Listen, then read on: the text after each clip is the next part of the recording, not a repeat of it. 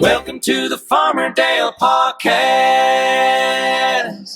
Welcome to the Farmerdale Podcast. Welcome to the Farmerdale Podcast.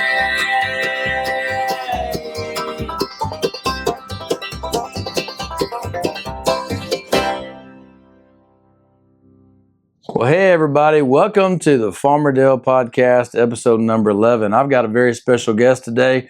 We're recording from the Farmerdale studio, also the Farmerdale Grow Room. Look there behind me. We got lettuce and broccoli. Got some tomatoes on the grow lights. We got everything rocking and rolling, getting ready to plant outside. But hey, on this podcast, we're going to learn about my special guest, who is Hannah Thrasher.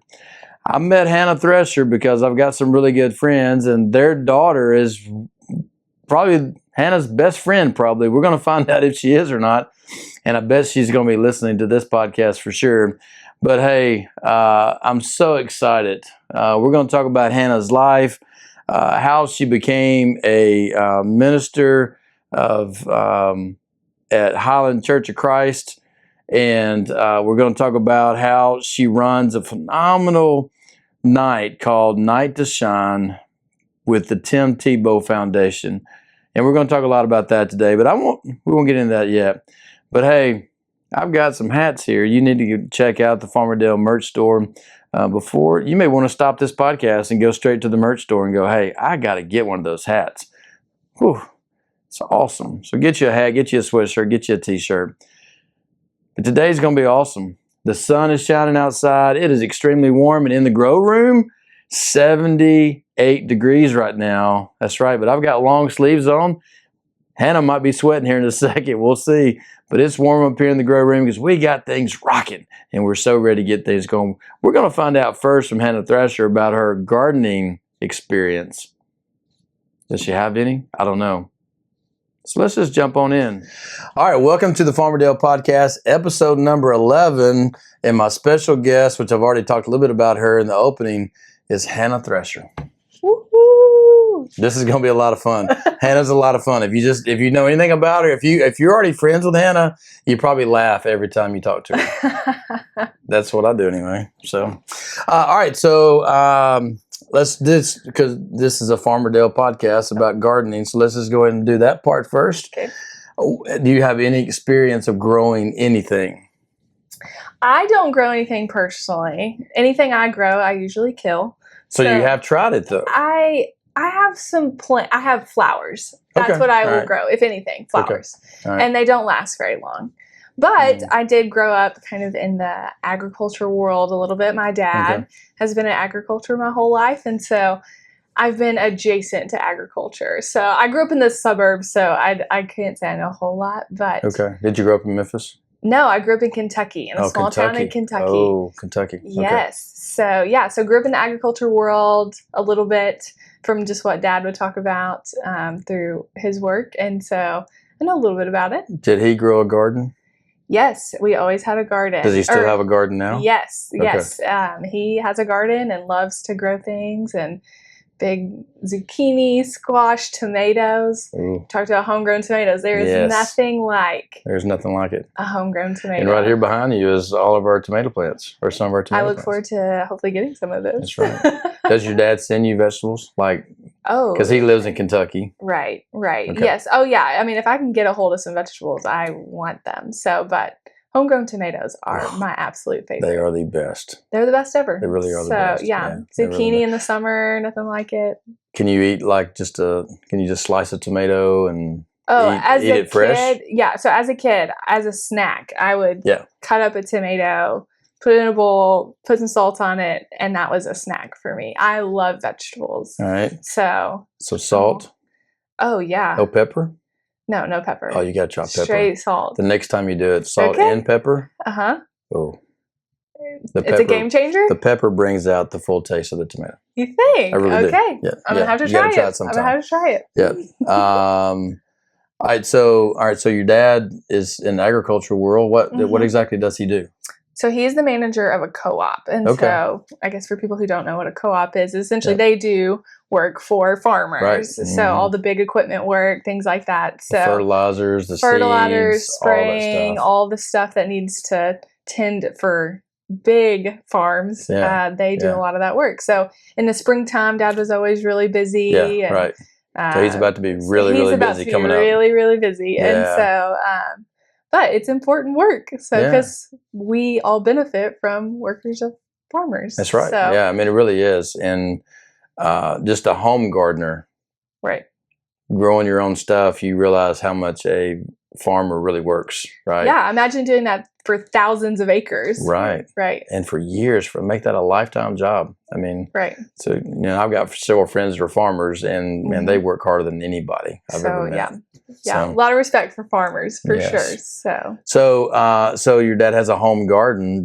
As a kid, did you help him out in the garden as a kid? He would definitely try to get us to help in the garden. I did not enjoy helping in the garden very much, but I would always go and pick tomatoes. Okay. We would, do things like that. Go out and shuck corn. Things. So I know how to shuck some. So you corn. did all the kind of the easy work of harvesting and everything. Yes. The excitement part. Yeah, I didn't enjoy the planting weeding, and all that. I would go reap the benefits, but not have to do all the work for it. But in our house, we lived in the suburbs. We had this little plot that was supposed to be for house plant, shrubs and things like that. Mm-hmm. And we grew tomatoes there. And so I would always get to walk outside and pick some tomatoes. That's cool. Yeah, which was the best. Did your mom, was she really involved in? I would say it was more Dad's passion. Mom would help, and we always loved she would help. Like if we got a bunch of corn, we would bag up corn and freeze corn so we could have it all year and things like that. That is so awesome. Yeah, so I definitely know a little bit of the farm world. Okay. So did your dad have I know this is turning a bit about your dad and not about you. Did he have a horticulture degree, that type, or what? Yes, so his degree is in agronomy. Agronomy, wow. So he's really smart. Yes, all the things agriculture, things I don't understand anything about. So because you start talking about fertilizers and all this mixtures and sprays and all this stuff, it's like a different language. Yes, you got to know what you're doing. Yes, and that's the part of my gardening is that I'm not very good at the mixtures of. Yep. I got to have so many ounces of fertilizer per feet and all. I'm not really good at it. Yeah, that's why I'm a PE teacher. Right. Well, and you have to learn. It's a lifelong process. That's so right. It's very intricate. People don't realize how intricate this stuff is. So, yeah. So you like tomatoes, but tomatoes. What would be your favorite, all-time favorite, I got to have this vegetable. This is, if I went to a restaurant, or even cooking at home, what vegetable would it be? Well, in the summertime, a tomato is there is, in my mind, you cannot be a summer tomato. Obviously in off seasons it's not as good. Right. But when I think about going to a restaurant, it's asparagus, zucchini, corn, any of those. Anything. So you do eat a lot of vegetables. Most vegetables. Okay. I wouldn't say all vegetables, but most vegetables. Okay. I would eat as I remember growing up, sometimes I would even make a can of corn just to have for a snack because I love it. Green beans, all of them. So corn's one of my favorites. So we grow Silver Queen corn, which is a sweet corn. Do you like it on the cob, or would you rather it be creamed? So better? I think if it's I think if you're going to a restaurant, it's different than getting a corn on the cob. Yeah. Yeah. But if you go to a farmer's market, grab a corn on the cob, I don't want to slice it. I want to eat it off the cob because it is there's the freshness of it is so much better when it's on the cob, in my opinion. Have you ever pulled it straight from the stalk out in the garden? And just eaten it? And eat it right there? No, I have not done that. Oh, my word. It is, you don't need butter, you don't need salt, you don't need pepper. Just eat it right off. It's Silver Queen corn, a lot of those sweet corns like that, you can just eat it straight in the garden. Straight off in the garden? I believe that it's delicious. It is priceless. I'll do a video on that at some point once we get that going. So. That would be awesome. So, Are you a healthy eater? Would you say you're a pretty healthy eater? Mm. Because even some people that eat vegetables Right. are not necessarily healthy people because a lot of those are cooked with a lot of fat and butters Sure. and that kind of stuff. I don't know if I would consider myself. I do okay.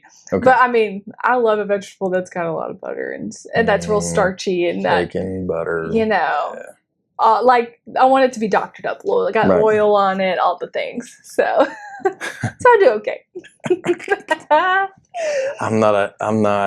I had steamed vegetables for lunch today. It's not.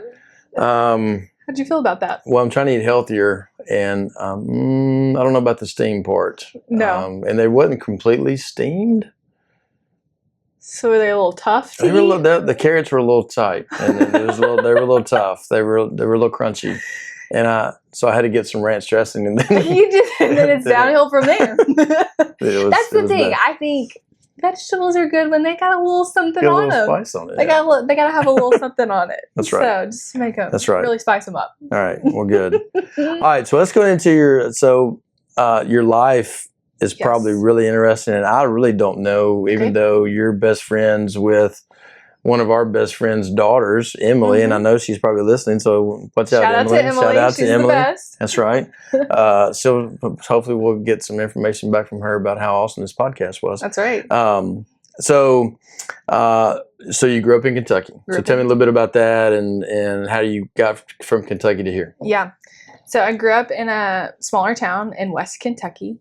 But like it's small town, like 50,000 people. That's still pretty big. It's a decent size. That's like Arlington. Arlington's got like 45,000 people. So, but we weren't really attached to like a Memphis, like a 1 million person city. So, like our big city that was next to us, like 150,000 people. Smaller town feel. More of a Midwest vibe though, probably as far as like it's not really like a true Southern town, maybe. Yeah. So grew up there.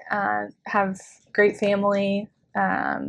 But grew up there and then decided to go for college, went to Harding University in Arkansas. Searcy, the thriving city of Searcy.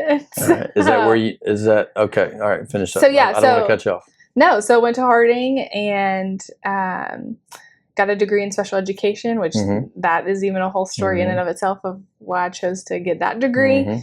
But then through Harding, got connected to Memphis with Emily and so many other great people that were from Memphis but went to Harding. Okay. So kind of got connected to Memphis through there.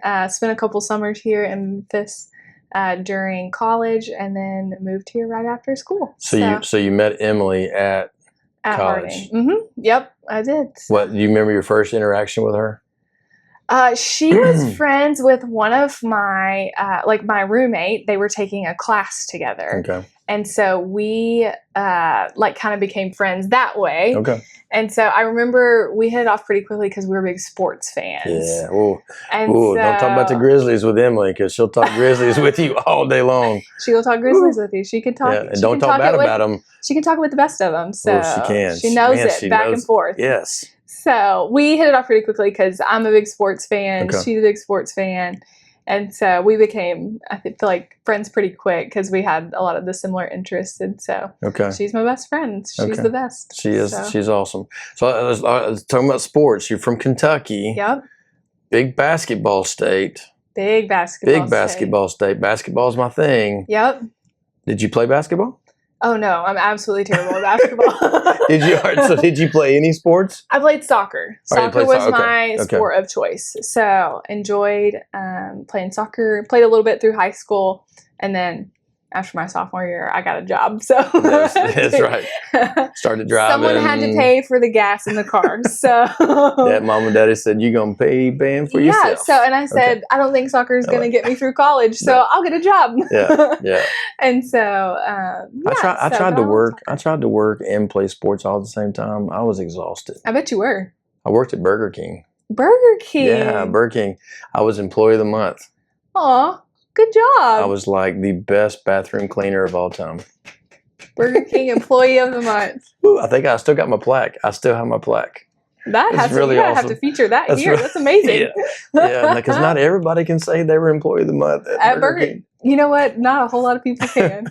That is something to write home All about. right. So, did you go to public or private school through high school? So public school. Okay. So I feel like in Kentucky, which this is a little bit different than this area, a lot of private schools in this area. Right. Kentucky was mostly a lot of public schools. And so I graduated with like 400 people, big public school. There was one public school in town, one high school. And so, but I had a great experience with public school. So Jenny and I love Kentucky. We love the Paducah area. Yes. What else is beautiful. up through there? What's the other little town we like up in Paducah? I forgot what it was. Ooh, I don't know. Pretty close to Paducah. They've got a nice flower farm up there that we. Okay. Anyway, yeah. But yeah. Kentucky's So how great. far did you live from Paducah? About 2 hours. About 2 hours. So you're a little further north. I'm on the border. I grew up on the border of Indiana. So. Okay, so you're further north then. Okay. It's a lot of snow. No, not too much. I mean, now more so than. I mean, we probably got a little bit more than we do down here, but for sure. not a ton. I wouldn't say we weren't like Louisville or Lexington, places like that. So they were definitely more north. So okay, but yeah. All right, so your journey of going to Harding University in Searcy. There's nothing in Searcy, by the way. There's a Walmart. There is a Walmart. That's about it, though. I think they're growing a little bit. That's about it. My which is interesting. My nephew is playing baseball at Harding. Oh, He's that's a freshman. awesome. He's a freshman this year. So my brother just drove over there today for a baseball game. But he loves it. He's working hard, but he said it's pretty tough. Yeah. Pretty tough school. Yeah, it's a different time. Yeah. Why Harding University? Did you grow up in the Church of Christ? I did. Church? So I grew up in the Church of Christ church, and so that definitely was something on my mind, a priority, I guess, in wanting. And growing up in public school too, I thought it was interesting to go to a church where faith was, or to go to a school where faith maybe was more of a it's something you could talk about. Like that was different for me. I remember my freshman year, one of my professors prayed in class, and I was like, "Whoa, this is really different." Right. Again, I had a great public school experience, but that was something I was like, that's really important and a really big deal. And so it was what an 18-year-old Hannah needed at the time. And so, and I also had an older brother that went to Harding University. And so he was having a great experience. So that kind of, I was like, well, I kind of want to see what that's like, and really fell in love with it. And it was perfect for what I needed at the time. Right. So, but yeah, great public school experience, but then also a great private experience. Yeah. You know, I taught public school. I mean, I went to public school until 4th grade, and then switched to private school, graduated from private school, and then went to Memphis, which was a whole nother world that I didn't realize I was getting into. Yeah. And then when I graduated college, I was like, I got to get a teaching job. So a lot of the private schools didn't pay a whole lot of money. You know, they were pretty low at the moment. They're a lot better now than what they were. So I went public because they paid more money. And it was a different world. Totally different world than what I was ready for. But I had some good experiences, though. I was put into some really good spots and had some really good principles and that kind of stuff. But going back to the praying part, I was told, hey, you can't pray with your teams. Sure. I'm like, well, stop me. Stop me. Sure. And we continued on. I prayed. I mean, we didn't necessarily do Bible studies per se with the teams, but they knew who I was and what I felt and what my faith was at that time. So, all right. So you get a degree in special education. Yep. Was that your plan when you got on campus? Kind of, yes. So because of my great public school experience, this is what I'll say, I was introduced to the special needs community through public school experience, which I find so much, I found my purpose through that. And so I owe a huge debt of gratitude to the public school system for that. So when I was in the 7th grade, there was an elective class you could take, and it was called peer tutor. And it was where you went into it was called a self-contained special education classroom. Yep. And I would just walk alongside my peers in learning their, doing things with them, breakfast, handwriting, whatever that was, we would do it together. And so from a really young age, I was like, man, I love this. Right. And so kind of felt like that was always what I wanted to do. But when I got to Harding, it was kind of like, I don't know, do people know this early what you're supposed to do? And so kind of, I didn't go in with like a declared major per se. But ultimately I just came back to my first love. And so it just felt like, in a lot of ways I say, like, I feel like it's what God put me on earth to do. And so, was super, am super passionate about it. But found that really early in life, which I feel very grateful for. And I don't feel like a lot of people maybe don't get that experience. And so I'm really grateful for it. Yeah. I mean, there's people your age that are still struggling, trying to figure out what they're going to do in life. Sure. Right. And you've already found it. Like, you're rocking it out. And we're going to talk a little about that on the second half of the podcast, but you're rocking it out. Wow. So I was at Bolton High School, and I was the varsity girls basketball coach, loving life, teaching PE. And then my second year there, the principal came to me and said, "Hey, we've got this adapted PE class." And I was like, "Ooh, I don't know about that. I really don't." I always had a passion for kids who struggled in school, because I struggled in school greatly. But with struggling with disabilities, I'm like, I don't know what to do with that. So I had to study up. So I'm like, yeah, I'll do it. And we probably had 5, 6 kids come in the gym at a time. And at first I was trying to work on all these skills and all this kind of stuff. And then I realized these kids just want to have fun and move. So I would have 6 kids doing 6 different things, because none of them hardly ever wanted to do the same thing. Right. And I had this one kid, he loved shooting half-court basketball shots. That's all he wanted to do. And I'm like, that's fine. So he came in, and I bet he would shoot 1,000 shots in a class. So for a full year, that's all he did. And I'm like, I don't know if I made any impact on those kids' lives at all athletically. But it was so much fun. Yeah. And then we had a kid, his name was David. I was also in charge of the cafeteria. So I'd run the cafeteria. So we had a kid named David, and he was Down syndrome. He would come in every day, and every single day he had a chocolate pudding pack. And he couldn't open it up. So he'd come over to me, and I would open it up for him. And one of the assistants came over and told me, "You don't do that for him anymore. He needs to learn to do it for himself." And I was like, yeah, but David needs help, right? Sure. So I was like, I can't not stop. And then we're going to talk about this, and I'll save that story for later. Okay. Oh, cliffhanger. I'll save it for the second half. I'll finish that story later. But anyway, so I had a brand new love and a different perspective of teaching once I started teaching that adapted PE class. Yeah. Really you learn a lot about life and love and people and God, through this specific community. And so we're all better for being around him. So for sure. You do. So let's talk about your faith a little bit. Yeah. Where and at what point in your life did you realize, hey, I love God, He loves me, and when am I going to give my life to Him and really start walking in His path? Yeah.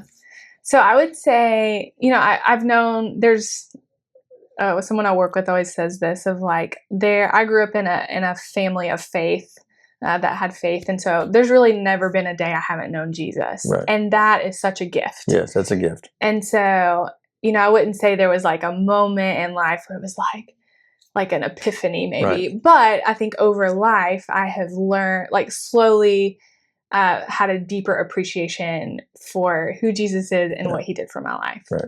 So, when I was, I think 13, I was baptized. Okay. And in large part, probably because I was going to church camp, and you take communion at church camp. And I didn't want to be somebody who wasn't taking communion with all my friends. Right. And so, and you kind of look back on those times and you think, oh, like, did I not do it for the right reasons?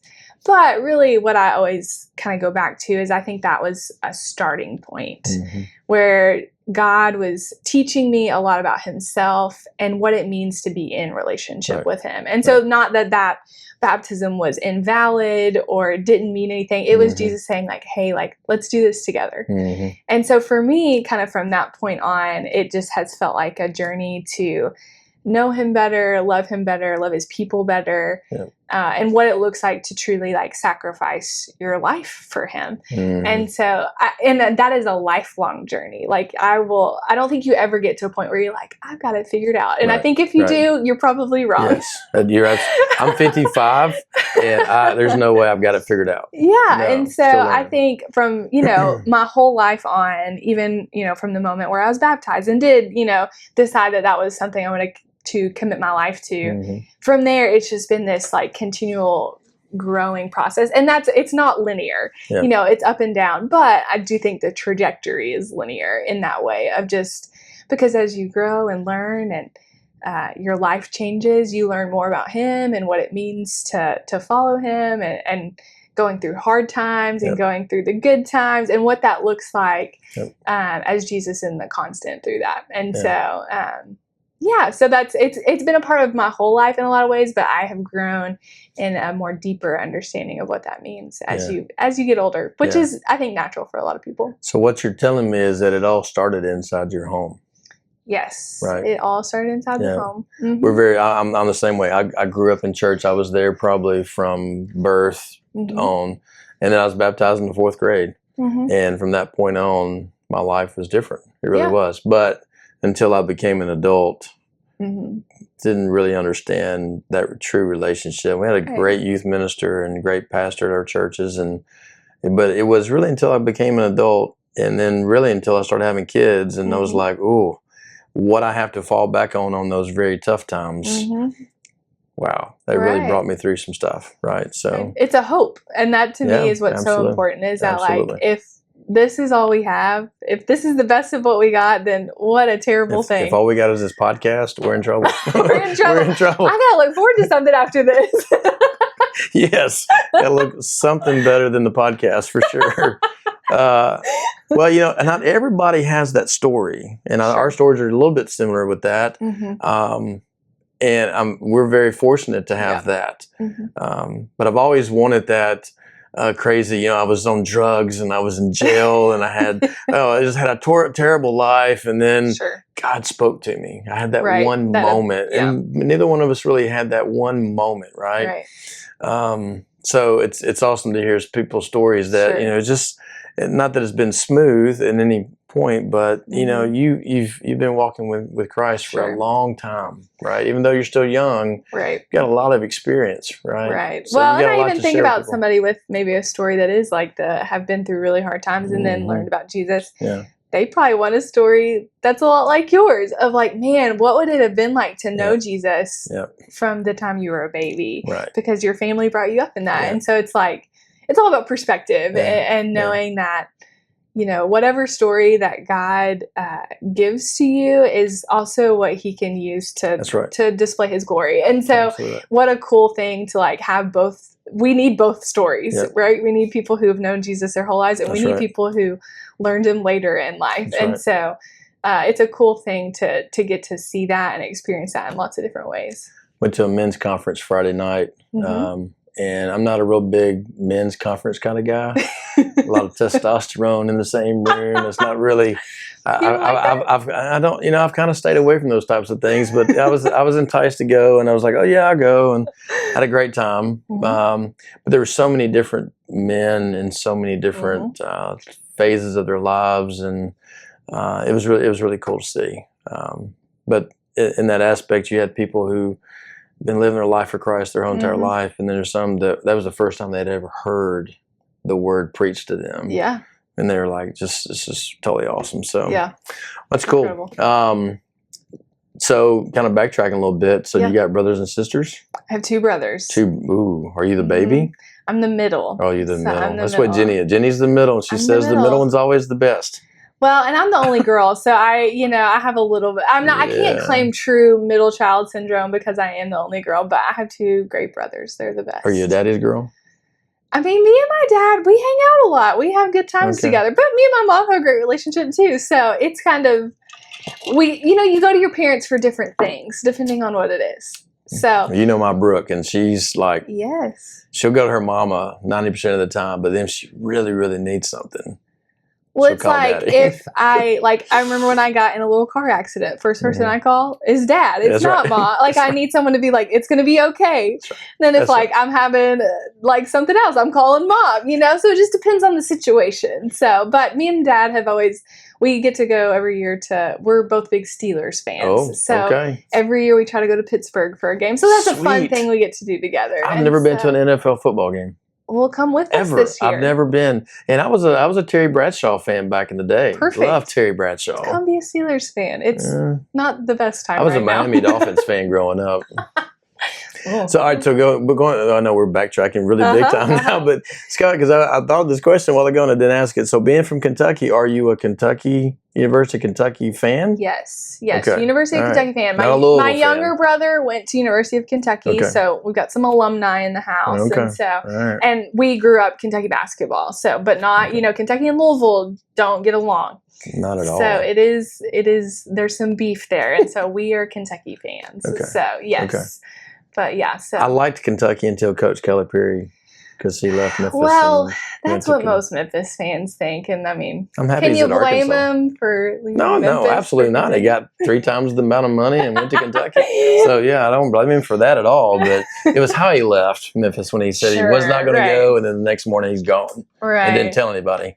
He Well, was I gone, know. so, Y'all still anyway. aren't over it, are you? Not really. Because Penny Hardaway is really not doing a very good job. Well, Kentucky's hate to say that on a podcast, but they're not. It may be time for Penny to go. The college sports world is really difficult right now. I'll say really that, is. just in general. It really is. It's a tough time to be the a college NIL sports money fan. really has changed everything. It's changed the landscape of the sport, so Yeah. they'll figure it out eventually. Hopefully, Yeah. sooner rather than later. Hopefully. Yeah. Maybe I'll have Emily on at some point. We'll just talk Grizzlies. Hey, you should do it. She would talk This for is like my 3 endorsement. hours. Get Emily on the Get podcast. Emily on the podcast. That's good. Okay. All right. Well, good. Well, let's take a break, and then when we come back, we want to talk about the one thing that you do that is phenomenal. Ooh, let's talk about Let's it. talk about let's talk it, about so. your experience with it too. I know it's gonna be awesome. It's gonna be great. We'll be right back. Today's episode number 11 is brought to you by Dewey Dillard. Dewey Dillard is a realtor with the Groome and Company in Arlington, or based in Arlington, Tennessee. Are you looking to buy a house? Are you looking to sell a house? Are you looking to do both? Dewey is your man. He can find the right price for you. He can find a phenomenal house for you. And if you're trying to sell your house, he's going to get top value for your house. If you're looking to buy or sell a house in the Bartlett, Lakeland, Arlington area, he's even licensed in Mississippi. So, hey, maybe he can find you the right perfect house for you. Dewey Dillard, you need to call him today at 901-218-1958. That's right, 901-218-1958. Dewey is an expert, and you can trust him. That's right, trust him. That's hard to find these days, is somebody you can trust. But Dewey is your man, especially if you're looking in those areas that we just talked about. So, hey, look him up, 901-218-1958. Dewey Dillard is your man with Groome and Company. All right, welcome back to the Farmerdale Podcast. In the second episode, we're going to talk about my shirt. This is a really awesome shirt. Night to Shine. We're going to talk about Hannah's I don't know the word I'm going to say, but she's moved from college into a full-time job. So, how did you get from Harding University and involved at Highland Church of Christ? Memphis, yeah. So when I was in college, I told you I spent a couple summers in Memphis, and that was as a youth intern. So it was just something to do for the summer. I didn't really want to go home, but wanted to fun, and they did make some money. So So Highland Church of Christ is paying money, huh? Called, as a youth intern. Right. They're always looking for youth interns. Yep. So that was something I asked Emily. I said, hey, do you think your church would be hiring? And so she called her youth ministers at the time. That was Buster and Donnie, who still work at Highland. And, petitioned for me to get a job, which was the best. So, because, she's a great recommendation. Right. And so after my sophomore year of college, I came to Memphis and worked as a youth intern, and then did it again after my junior year as well. And loved it, loved working with teenagers, sharing the gospel, just all the things that come with youth group. That I didn't have a youth group growing up. So because I was from Kentucky, grew up in a pretty small church. And so kind of the youth group experience was like brand new to me. I didn't know youth groups like that existed. And so just had so much fun doing that and loved getting to be a part of that. And so then my senior year of college, I had every intention to teach. And I was actually going to move back to Memphis and teach and thought, man, I think this would be a great fit for me and have a lot of community here. And that could be a great transition out of college into the working field. But my senior year, the female youth ministry position opened up. And so kind of at that point, it was like they called me and asked if I would be interested. And I was like, I don't know. Let me pray about that. Like, because ministry was never something that I thought would even be in the cards. So, and I just never would have even dreamed of it because I didn't know churches like that existed, to be honest with you. And so, prayed about it a lot. And I even say, like, I don't know if I would say I ever got like a clear, like, yeah, you should do it or no, you shouldn't do it. But felt like it was a right opportunity at the right time with the best people. And so, took that job, even despite, kind of feeling like God had called me in the special education world, and just felt like, okay, I think this is what's right for the time. And so teaching will always be there. There will always be jobs. And so did youth ministry for 6 years. Was that middle school and high school combined? Middle and high school, yep. So it was 7th through 12th grade. And so did just that. Girls.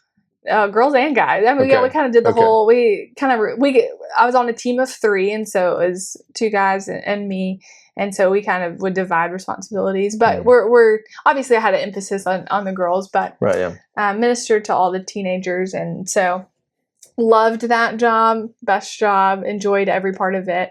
But then it kind of even through my youth ministry experience, got to do. Kind of integrate my love for the special needs community there because I kind of recognized that there's a gap in how the special needs community interacts with church and youth group and children's ministry and whatever that looks like. And so I really kind of felt called to help equip our church and do that work. And so kind of through my youth ministry experience, my team was amazing in supporting me in that. And kind of integrating that into my youth ministry job.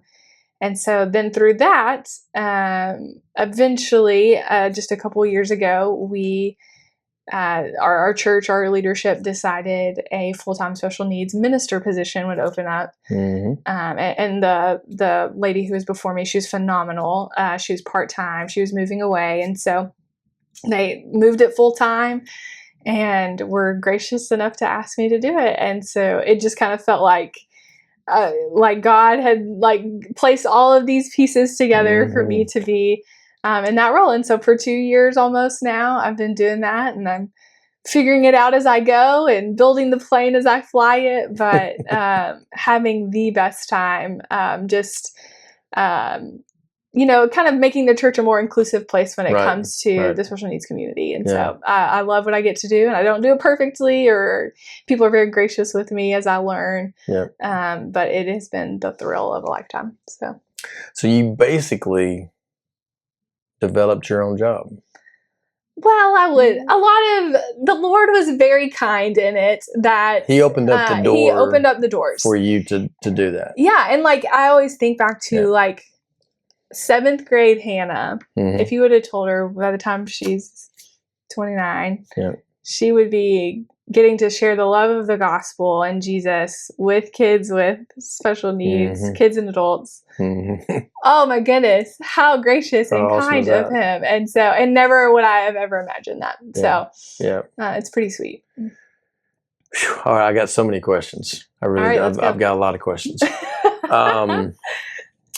Okay, so once you figured out that you wanted to be a special education teacher, Jenny's older sister was a special education major, and she's in Germantown and kind of runs part of their special education department. It's a special job. Not everybody can do that job. and not everybody can work with people with special needs, right? How, what are some challenges that you have incurred trying to get everything off the ground at a church? Mm-hmm. Because, like you said, there's a lot of churches that are not equipped, Mm-hmm. and you're seeing more and more churches that need that. Mm-hmm. So what are some things that you had to work through to say, hey, we got to do this better, or we've got to start this to really make this happen? Yeah. I would say I work at a really phenomenal place that has, people have been so kind and supportive of this ministry. And so I feel like I can't hardly say a whole lot of challenges in that specific way. But what I will say, even kind of to what you're talking about, I think sometimes you have to we have to equip people that you're more capable than you believe yourself to be. Mm-hmm. That's huge. And so, because sometimes we think oh, I don't know what to do, or I don't know how to interact. And it's if you can be a friend, you can interact with the special needs community because they're just people like us. Right. Just like anybody else. Absolutely. And so they are humans made in the image of God, just like you and I. And so because we are all humans, we are all capable of doing this. And so I think that maybe is an overarching thing. It was just reframing the way that we view this community and view the way in which they should interact with church and life. And if you think about it, disability rights are still new in our country. Yes. That's not more than 60 years old. And so it's still we're our society in general is still learning a lot about this. And so as we kind of progress on that, then it's okay, where is the church falling in line with that? Because we should be leading the charge on it, right? Right. As Absolutely. People of faith, absolutely, we are the people who are supposed to be their radical inclusiveness. Yes. And so it's about teaching people that you're more equipped, I think, than you think you are. Yes. Because it's just humanity. That's all it is. And so just loving everybody and doing things that maybe you wouldn't traditionally think we should do to reach someone. Yeah. Because that's what Jesus did. Yeah. That was his whole motto in life. And so we do lots of things that try to emulate who he was and is. And giving everyone that walks inside that church building the same experience. Right. Yeah. No matter who you are, you get the same experience. Right. Music, preaching, everything. Right. Well, and it's because Jesus, there were not specific people that Jesus didn't take the gospel to, right? It was everyone. And that is our charge, to go and make disciples of all nations. Right. That includes everybody. There's not people that you're not supposed to take it to. And so that includes this community. And so that's what we're really passionate about and wanting to do that. So one of the best ways I've gotten to where I am today is other people. Yep. Right. Other coaches, other PE teachers, administrators, whatever, leaning on those people to help me figure out what I did wrong and how can I make that better, or what am I doing well that I can share with somebody else too. So through this process of starting this, did you have other churches that you could reach out to, other pastors that you could reach out to? How did that work? Yeah. So, I would say even when I was in school and in special education, I learned a lot from my professors in school. That was the grassroots of it all, of learning from those people. But then even when I moved into this job, I was okay, who can I learn from? And so I was calling local Memphis churches that have disability ministries, trying to meet coffee, do coffee. So there were people that were so gracious and kind to this is what we do, but also recognizing that every church is so different and that what works in one church may not work in another church. And so there were a lot of people who have been really kind to me and kind of shown me the ropes and shown me what they've done. And I'm still learning so much. I get to go to a great conference every year that has a lot of incredible people who have been at this work for a long time. And that's a Christian-based conference? Yeah, it's called Disability in the Church. It's in Washington, D.C. It's phenomenal. And there's a lot of people there who have been doing this for 20 plus years. I would have never thought that. Yes. I was because I guess the churches I grew up didn't have any of that. Nothing of it. Right. And what we're seeing is it's popping up more. Like it is becoming, like people are recognizing that this is a need and that there has been a gap here. And so it's been exciting to learn from them and kind of see what other people are doing and learning that like, this is not like I am just walking on the shoulders of a lot of people who have gone before me. And so, which is super fun. And so it's been a thrill, and people are obviously always really kind because it's like, yeah, we want you to teach the gospel to those people as well. And so this is not just like in any ministry. And like you say, like teaching, like learning from other people, people want you to succeed and do well. And so it's been cool for people to kind of lift me up in that way. So, which has been awesome. Cool. That is awesome. We all need those people. Yes. Yes. To lean on. So, you know, Jenny was, Farmer Jenny, by the way, she, when she was working at Faith Arlington in the children's director job, very few kids came across that needed extra help, but there were a few. So Jenny kind of started a buddy system with some of the high school youth kids. And they would come in and they would pretty much shadow that kid and be their buddy for that morning. And it worked great. It really did. And it was such a smooth, and I was like, that's a great idea, you know. And that's the thing. I think sometimes we think we have to have like a specific ministry, but sometimes like that is exactly like that was what that church needed for that moment. And so that's it's being faithful to what is right in front of you, and then seeing moments where you can expand and do more. So that's awesome.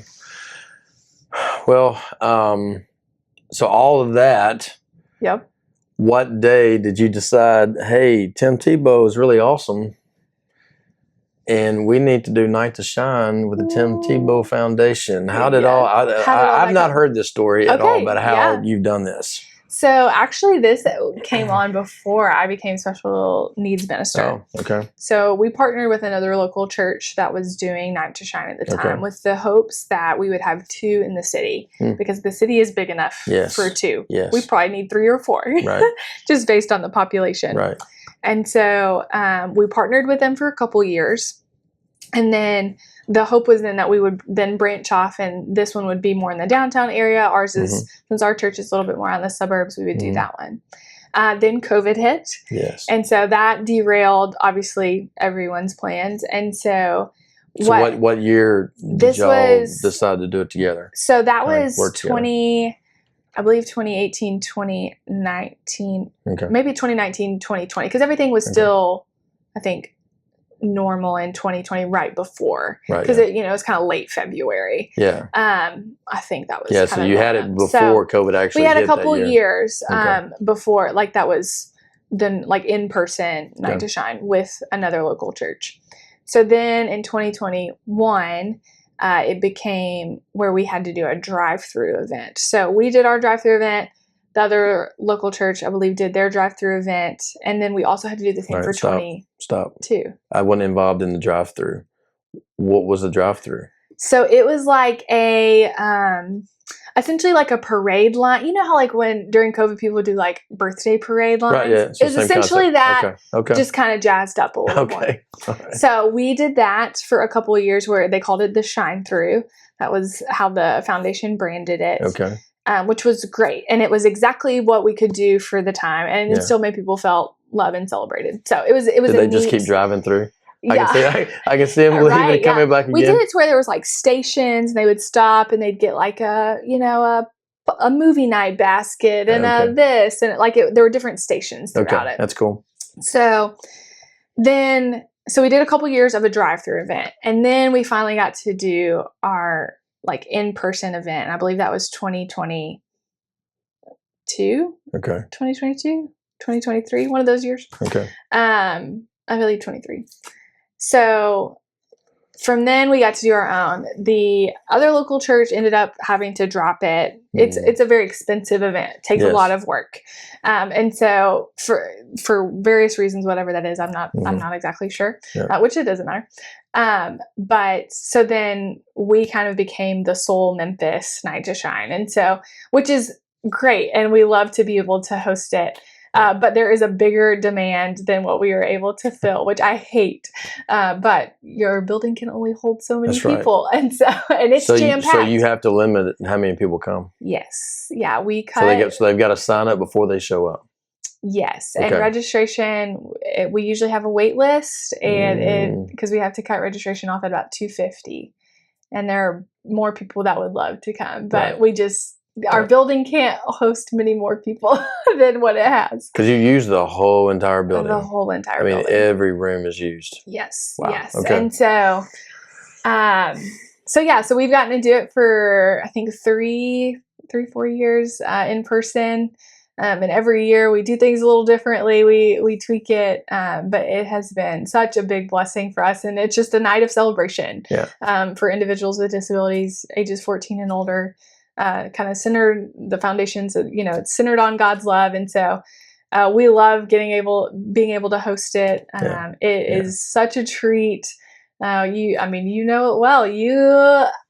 Tell us about your experience. I've volunteered twice. Yep. And Perrin, which is Emily's dad, we were having game night at his house one night, and I think they had just had Night to Shine, and it was his first time that he had done it, and he was like, "You would be great at being a buddy," and I'm like, "What are you talking about?"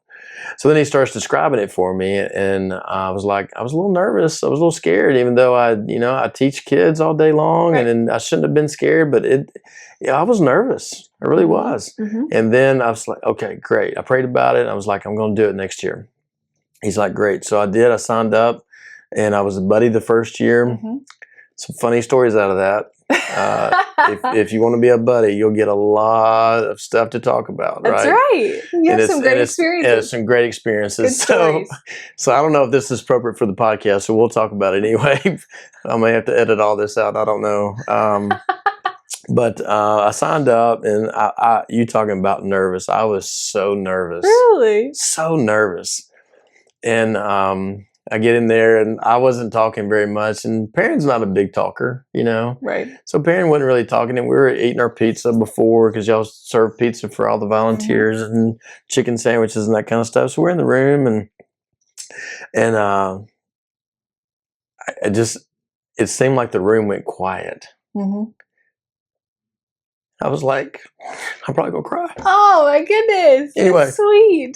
Anyway, so I told Perrin, I said, let's get up. So we started walking around, and to kind of get my nerves out, Yeah. So then we got in the line to be a buddy. So I found myself trying to step forward. Perrin was taking a step back. So I was like, what are you doing? So I was like, get up here. So because he'd already been a buddy, right? So, and he already knew what it was all about. So I'm standing there, and some lady comes over and grabs my arm. I got no idea who she was. And she said, hey, I got a couple. Do you want a couple? I was like, great. Sure. Didn't know what I was getting into. So this guy and this girl had been dating for a long time. And so I was just kind of their sidekick, and it was a great time. Great time riding to watch them dance. That's all they wanted to do was dance. They ate. They wanted to dance. They didn't want to do all the other. Do you ride the limo at all? All right. So that's the funny part. So we get in the limo, and I was like, okay, we'll get in this limo, and there's probably two other people in the limo, and they get in the very back seat. And he goes, hey, pull out your camera and take some pictures. I was like, okay. So he started hugging. They started hugging on each other, and then they were kissing. And I was like, they're making out back here in the limo. So I was a little bit uncomfortable. And then he goes, hey, you want to do some video? I was like, yeah, I don't really think I want to do any video. I'll take some pictures. But they had the best time. And this is what they did, was that they included me in their experience. Yeah. I love that. Sorry, I'm crying. So anyway, this past year, my wife didn't volunteer that first year. And the second year, I'm like, hey, you really got to do this. And she's like, yeah, I don't really think I want to. I was like, yeah, I think you want to. So then I emailed you and said, hey, if Jenny and I can do the photo booth, Jenny will do it with me. And you're like, yeah, that's great. You were fantastic. I said, so I told Jenny, I'm like, hey, we're doing the photo booth. And then about a week, 2 weeks before that, you text Jenny and said, hey, what do y'all think about doing the karaoke room? And I was like, that sounds like a lot of fun. Yeah. So that's what we did this year. And let me tell you, my experience with that was these people love to sing. Love it. I mean, it is remarkable. And the best part was many of them sang worship and praise songs. Mm-hmm. And to hear them, it was awesome. It touches your heart in a way that you can't describe. I was in the corner because you didn't have to do very much because they're just, I mean, they're live and in charge. Yeah. I mean, they're like, I'm up, I'm getting this mic, and I'm going to sing on this mic and sing as loud as I possibly can. Yeah. And I'm standing in the corner just bawling. Yeah. I always think with it, specifically like a karaoke thing, or even some of the things that our friends with special needs will do is like, I learn, maybe that's what I'm supposed to, because we get, I'm too embarrassed to do karaoke. I'm like, I'm not getting up there doing that. And they live like this is the greatest moment of my life. And I think all the time, maybe that's how God intended us to live. That's exactly what I was thinking. I'm like, why am I such a chicken? Right. Yeah. And like just enjoy the moment and have so much fun and not care if you sound terrible. Who cares? Yes. You're having the time of your life, and it's incredible to see people have the time of their life. And watching their buddies have the time of their life with their buddy. Yeah. Yeah. I mean, and some of them did nothing but karaoke, right? All night long. They didn't leave the room. And they sang 15 different songs, and you would have to cut them off and go, hey, you gotta take a break for a second, you know? They do the whole concert for you if you let them. Yes, you do have to stop it after a little while. Yeah, it was remarkable. And I kind of want to do something different this year besides being a buddy. Buddies is awesome, and you need more buddies than anything else. That's always a great. And it's a great need that you have. You're always kind of short of buddies. And I felt bad not being a buddy, but I was like, I got to experience something else. And it's cool that you have to do that. Yeah. And it was really cool because my couple the first year, they did nothing but dance. So I just kind of stood there and watched them dance and clapped them on and cheered them on. So we didn't do the karaoke room and the glam room and all these things that you got set up for them. So it's a pretty fun experience. It's an unbelievable experience. So going back to the story I was going to tell you about my kid from Bolton. Yes. So my very first year there, I'm standing there and watching my couple dance, and I see David. Mm-hmm. I was like, that's my buddy. Stop. And I called him. I said, "You're my chocolate pudding pack guy." And I'm trying to talk to him, and he didn't really remember me, you know. Sure. And I was like, "This is totally awesome to see him doing so well." Yeah. I mean, that was 90, 99, 2000, so along in there. It's been a long time. Wow. He's a grown man, you know. How incredible! And he was loving life. It was really what a cool story. It was really cool. Thanks for sharing that. God, that was Molly, amazing. You got me crying. It's a great episode. This is a great episode. So, ooh, wow. Where do you see Night to Shine going for Memphis now? Are you working? Are you trying to get other churches because you do have a wait list? Are you trying to get other churches to take on another Night to Shine, or is it just you think Memphis is? It's at Highland. That's it. Well, I mean, I always say the more the merrier. This is something we don't gatekeep. We want everyone to experience this. Yeah. And so I think if another church wanted to also do it, that would be incredible because there is a need for it. And so the foundation kind of takes a lot of that of trying to get, maybe churches that want to do it. But if people want to do it, I'm always like, I think you should. So, but it's, it is a lot of work and it's expensive and it's all the things. And so I get why there's hesitancy to take it on because it is a big undertaking. But we are grateful that we get to do it, and we'll do it as long as it feels like that's what God's calling us to and to do. And so we love that we get to be a part of it and just be a part of that community and get to do it for the city. It feels like such a gift to us. And so we love getting to do it. Yeah, it's awesome. How many volunteers do you need just to work? I know you got people that work behind the scenes throughout the year, but just on that one night, how many volunteers do you probably use? So that night alone, we register over 500 volunteers. specifically. Wow. And so and how many people are coming to the dance, to the Night Shine? So we have 250 guests. 250 guests. Mhm. I couldn't figure out the guest word Yes, was yes, giving my yeah, no, you're couldn't great. get guests out of my mouth. 250 guests that come. And Wow, so 500 people. it's a big undertaking, It's a but lot it of is people. the best. And it is such a team effort. It is, Yeah. Shelby County Sheriff comes out and does stuff. Like we Mhm. have so many incredible community partners that Yeah. want to make this a great night. And so they'll donate food, they'll donate services, they'll donate goods, all those different things that help make this such a great night. It really is a cool thing to see our city kind of come together to make it such a special night for this incredibly deserving community. Yeah, because you got people coming from many, many different paths to volunteer. They're just not all Highland Church people, right? No, this it is is people so come much all over the place. community member. And that's what's even cool too, is that it is people in the community learning about the gospel too. It's not just, this is a whole big event that everyone gets to come. And I always say it's a thin place where heaven and earth feel so, so close. Yeah. Because it kind of feels like a night where it's like, oh, this is what it's supposed to be. It's what it's going to be like. Yeah. And I hope it is, because if so, it's going to be a lot of fun. At that men's conference, we had a guy speak from Duck Dynasty. Oh, that's awesome. And he swears up and down that Phil Robertson is in heaven duck hunting right now. That he's got all the ducks that he ever thought about shooting. That's right. So heaven's going to be different for so many people, and it's like, what's it going to be like? But we're all going to be there, right? Right. Every walk of life, we're going to be there. Yeah. So it's going to be pretty cool. But yeah, you get that this is what heaven's going to be like. That's what it feels like for me. Yeah. It's going to be pretty cool. Well, Hannah, you're awesome. You're doing awesome work, and I encourage you to just keep on doing it, right? And ministry's hard. It's extremely hard.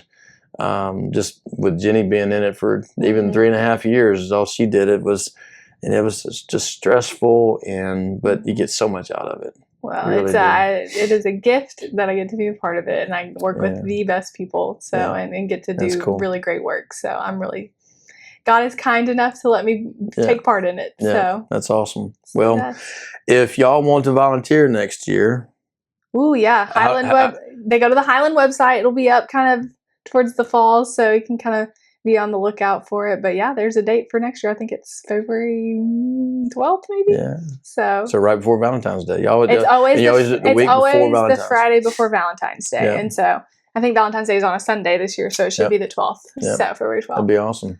So y'all need to sign up, because believe me, you don't have to have any experience. That's right. You just got to have a love for people and a love for Christ, and you can do it. You can do it. If Perrin Rousey can do it, you can He's going to love to hear that. He's in Las Vegas right now, which is awesome. So if he can do it, you can do it. I'm going to put that on a T-shirt. So it's pretty awesome. Hey, amazing. So get you a Night to Shine T-shirt next year. That's right. Next year, if you come volunteer. I do like the black this year too. I like the black. I like the black. It's a good shirt. I like it too. So, all right, last question. Okay. Will we ever get Tim Tebow in Memphis? I don't know. That would be pretty awesome, but there are like 700 churches that host this. So maybe one night, right? For the one night. Yeah, and it's always, every church does it on the same night. So in the world. Right, because he's usually like jet setting all over the place. So maybe the Farmer Dale podcast will Come on, Tim Tebow. Jenny Creasy loves Tim Tebow, by the way. She would love to see Tim Tebow and hug him just one time. That'd be her greatest joy in life would be to talk to Tim Tebow. So it'd be awesome. All right, well, Hannah, thank you for being on the podcast and sharing with us. Hope you didn't sweat too much up here in the grow room, because it's still 70-something degrees up here. So, all right, well, that's it for episode number 11. It's been good. It's been a good one. It's been good. We'll be right back. Well, hey, I hope that y'all enjoyed listening to Hannah Thrasher today. Boy, what a joy she is. And God is using her in so many different ways. So I hope y'all enjoy listening to her. And hey, and again, if you want to volunteer for Night to Shine, look up Highland Street Church of Christ or highlandchurchofchrist.com or whatever it is. Google it, you'll find it. And you can go in there and volunteer. Pray about it, because you got a full year before it happens again. you will be blessed if you sign up and help out in so many different ways. You don't have to be a buddy. You can work the karaoke room. You can work the glam room. You can work photo booth, whatever. You can help out with t-shirts or the food, all kinds of things, traffic, whatever you need to do. But you will be blessed if you volunteer for that night. So help Hannah out. I may even put the link to Highland there on the bottom of the show notes there at the bottom, and you can just click on there and go with it. So, all right, well, that's it. Episode number 11, pretty awesome. I got one more thing to say. All right, before we end this podcast today, you got to check out the Farmerdale merch store. We got fantastic shirts. Here, we'll show you the back first. That's the big logo on the back. Our small little logo on the front. These are comfort colored t-shirts. It's hot outside. Get you a t-shirt. We got them in multiple different colors. If you're a cold like Farmer Jenny is all the time, you still need you a sweatshirt. Get you a black one. It's got the logo on the back. Here's my favorite color is red. That's why everything's red. Favorite colors are my dad's favorite colors. So get you a sweatshirt today and you'll be looking really, really, really good. Or get you one of these fantastic hats. Bam! Look at that logo. It's a rubber stamp. Got red, we got white, we got gray, we got black. We got all kind of different hats. 47, my favorite hat. The Richardson 112, my second favorite hat probably. So go to the merch store and buy you something today. You're gonna look really, really nice. That's right. That's right. Get you something really nice. The merch store. Anyway, hope you enjoyed the podcast today. We'll see y'all next time.